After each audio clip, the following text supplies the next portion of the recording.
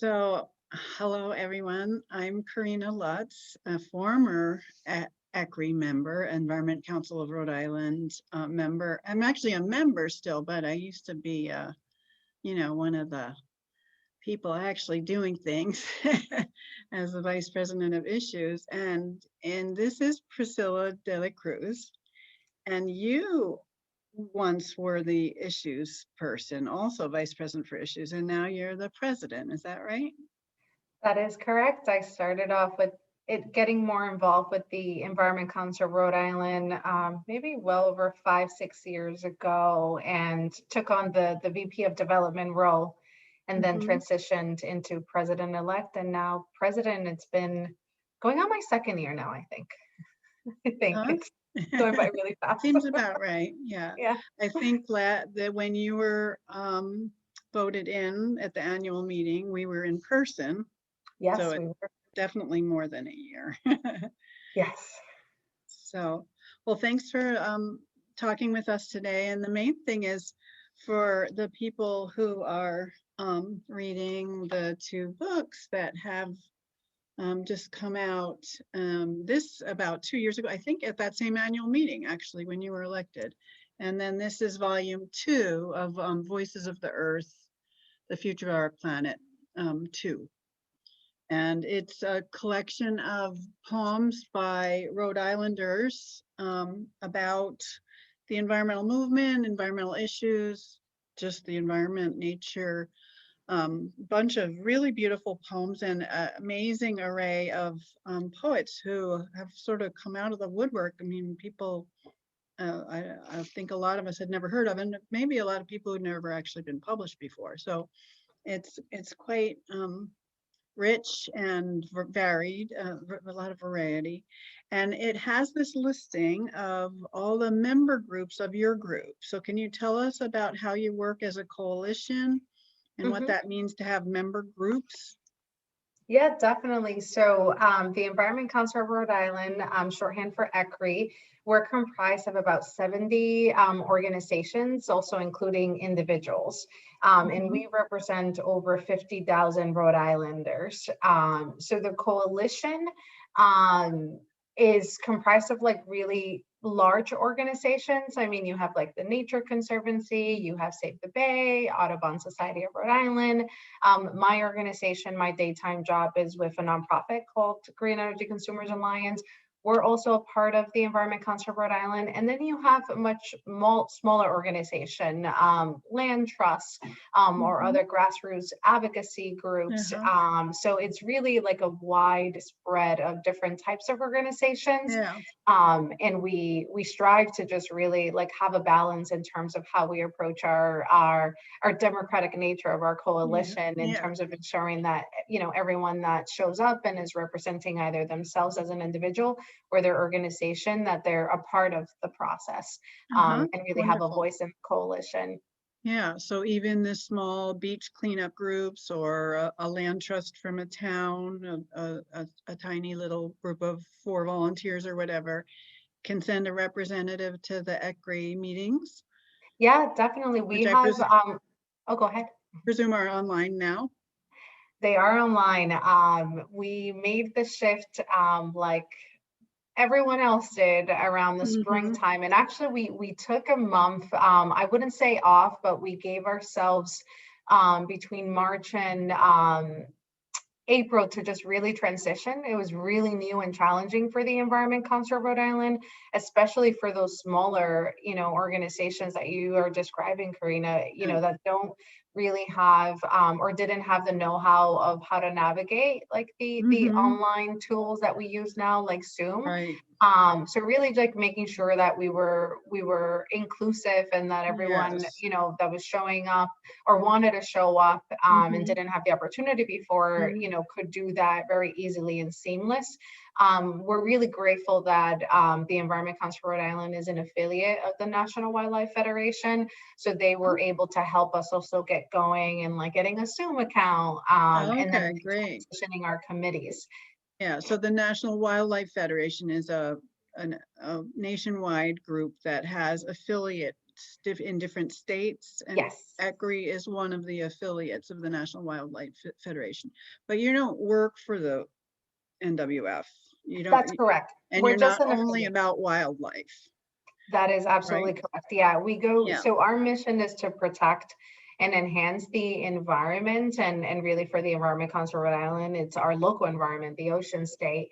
But really, you know, we go beyond conservation. We also are looking and actively work on issues that have to do with climate, environmental justice, energy. So looking at those other intersecting issues with the environment. We have, I should mention in terms of our structure, our monthly meeting, we meet once a month. And it's open up not only to members, but also to the public. So anyone who's, you know, intrigued or wants to join any of our monthly meetings now online, you can. And then we have an executive committee, and also a policy committee, and now actually a strategic planning committee as well. So those are also Great. open to the public. Yeah. So yeah, when I was involved years ago, it was mainly the PolCom, or the political committee. That was the one that was most active. And that was the folks who actually get down to the state house and do the lobbying for their groups, but also through ECRI coordinate their efforts so that they come with a united message to the legislature, and when they can, right? Is that still pretty much a big focus for Environment Council? It is, yeah. The policy slash political committee, or PolCom as you refer to, is still very much active. It does really the bulk of the work for the Environment Council, or ECRI, that's considered a C4. So meaning that, you know, we engage in lobbying and also political action, although we focus more on the policy, like rolling up our sleeves and diving into legislative agendas, and then taking a position on various bills throughout the legislative session, versus like endorsing candidates. We leave that to members of ECRI, like Clean Water Action in Rhode Island, for example, but very much still active. Actually, the group worked over the summer to release our green report card. We release that biannually, and is where we actually grade and evaluate the General Assembly and the administration of the governor. And for the first time ever, we couldn't give them a grade because the General Assembly hadn't voted on a single energy or climate. But that's about to change. Yeah, great. Well, so in the green report card is quite a handy tool for any citizen, not just the member groups, but any citizen who's trying to figure out, well, I have no clue how my legislators voted on the things I care about. So it's kind of like the League of Conservation Voters ratings of candidates for national office, but it's just the state house, right? The state Senate and the state House of Representatives. That's correct. And the governor, do you rate the governor at all, or we do? We give narrative about that? Yeah, we get into, when it comes to the governor, we give a letter grade, so it could become more subjective in that sense. But when it comes to like actual senators and representatives, we look at the bills that are voted on and what bills are being sponsored by a given legislator, and then use that to give them a grade. So for the governor, I think it's also really important to like hold both bodies accountable, you know, legislators and also the administration. So I'm really glad that that is a tradition that the council has continued to do. Great. And you also still do the citizen lobby training, right? So help anyone from within the member groups or without, individuals outside any member group to learn how to approach their own state reps and senators and speak their minds and talk about the issues that we all care about. We do, and we've actually taken it up. Environmental justice. Yeah, absolutely. Sorry, Karina, didn't mean to speak over you. Okay. So yeah, no, we totally do. And we've actually taken it up a notch. We Mhm, usually host a legislative coffee hour where we invite mhm, not only members, but folks from the public to come talk to legislators. We mhm, just convened it for the first time mhm. virtually. We tend to host it in January, but we had to actually delay it because of the governor's transition from Raimondo to now Governor Oh, McKee. right. Yeah. And we took it up a notch in the sense that the Environment Council of Rhode Island last year, working not only with its members but with a broader community of members, Mhm, launched a climate crisis campaign, mhm. calling on the government to take immediate action to address the climate crisis, and doing that by drastically reducing greenhouse gas Mm, emissions and carbon yeah, pollution, transitioning to a green economy in a just and right, fair and equitable way, and then right. also ensuring that we protect the places we love. And what we quickly realized as we were like going beyond the environmental bubble and actively trying to work with groups that are working on different issues, whether it is Mhm, housing, mhm. even more so now transportation, Right. or All municipal city related to government. the environment. Mhm, Yeah, all interconnected. So we really right. wanted to launch something that spoke to the intersectionality of these issues. Mhm. Um, Uh-huh. and now we're working with, many more organizations that would have not interacted in the past. And what we realize as we're trying to like mobilize folks, Mhm, around climate action, whether it's through our network or the network of these new organizations that are coming into the mhm, climate crisis campaign, that we needed mhm. an advocate training. So we've been able to, right before the Great. pandemic, we hosted what we call the crisis advocate training.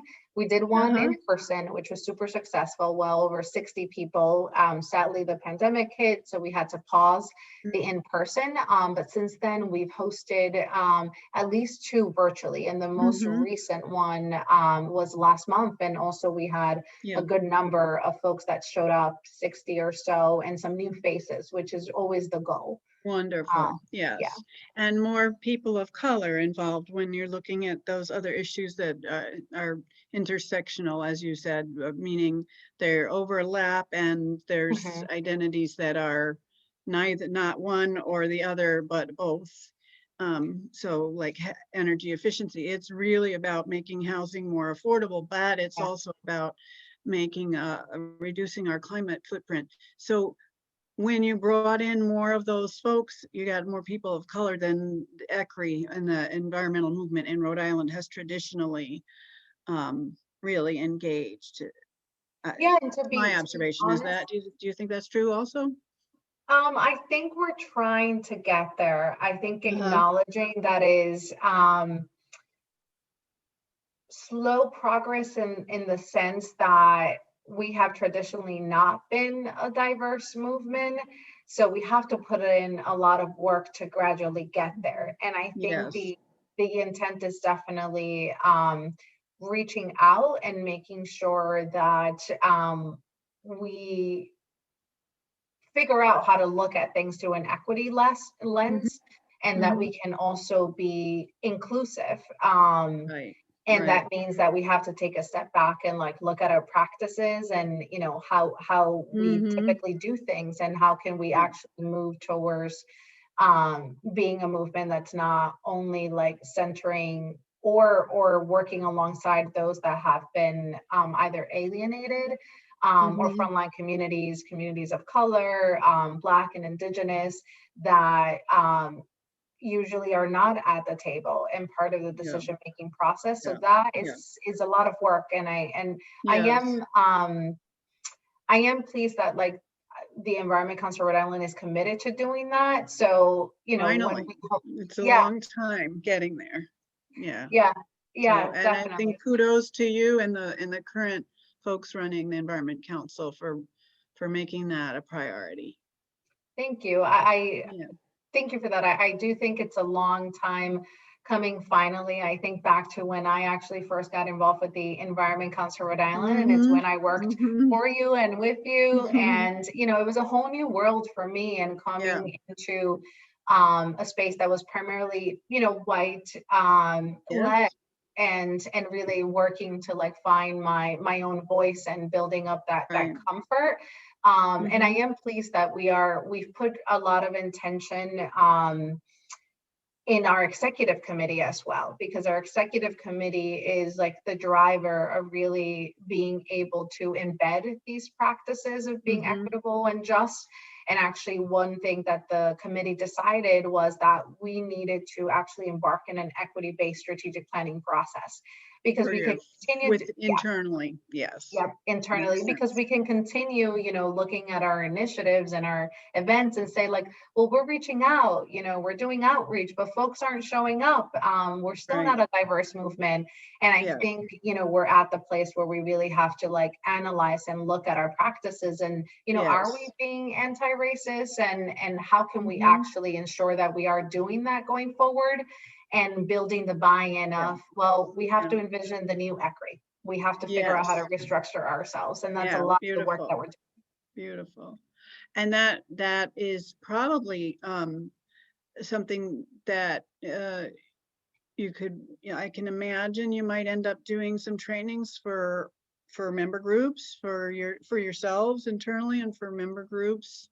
Definitely. For that anti-racist, to that put those glasses on, the anti-racist lens, as you said. Yeah, and making sure that we're all knowing how our membership really varies in terms of the individuals that show up, who they're representing, either themselves and different issues, like ensuring that we all have that, we're grounded and really understand why we're applying specifically a racial equity lens and why it's important that the council really transition and restructure itself. And I think having that common language, common lens is really critical. We actually self-organized with the support of the Strategic Planning Committee, something in January, where we just like said, let's have a conversation. Let's look at this common language. Let's look at you know, what it means when we say being an anti-racist organization. How does this fit within our strategic planning process?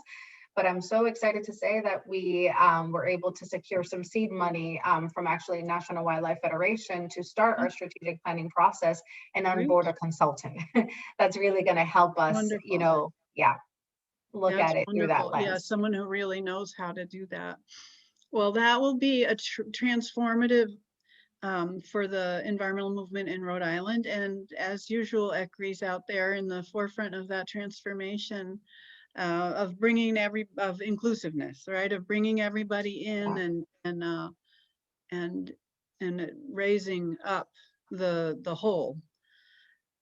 Bringing that. And I think, that speaks to the value of ECRI, that it's so unique in being able to, I mean, representing 50,000 Rhode Islanders and being able to, as a unified voice and unified group, you know, when it comes to like the specific policies that an organization or a group are pushing, things vary, but knowing that when it comes to identifying top priorities, when it comes to identifying how we advance and move and evolve the movement, like we can get on the same page about that. Right. And what are the issues that one group alone is not going to really have enough leverage to solve? Right. But united we can. That's wonderful. And I just want to say again to the audience that the Environment Council is not the sponsor of this. It's the book was actually published by Notable Works, which is a wonderful group of musicians and poets and the like that do performances used to be in person, and again will be in person. But in this these two volumes, there's a list at the end of the environmental groups that are part of the Environment Council, that the council is a coalition of, and it's really a point of entry there for anyone who wants to get involved with healing our wounded relationship with nature as a species. And that you know, what is your point of entry, and is there an environmental justice group, for example, or a beach cleanup group, or you know, what's closest to your heart? Is it water conservation? Is it water, watershed protection? And ECRI was way at the forefront back in the day of the whole watershed approach, which is, you know, looking not just at one river or one stream and protecting that, but where's all the water, where's all the land that that water comes from and comes into that water body. And that approach is now nationwide, and ECRI was really part of it. Working with the Rivers Council, and your former president, Meg Carr, was really big on that. Am I pronouncing her name right? Meg Kerr. Oh, sorry, Meg Kerr. Know that. I just know another Carr who spells their name the same way, but Meg Kerr, yeah. So really just such a delight always to talk to you. And I think we're way over our time. So I'm gonna say thanks and good luck with everything. Yeah, pleasure. Particularly, Thank you. You know, if you can stop the climate crisis for us, that'd be great. Working on it every single day. All hands on deck. All right, all hands on deck. I can't pass that off yet. All right, well, we'll do it together. All Thanks. right. Thank you, Karina. Bye.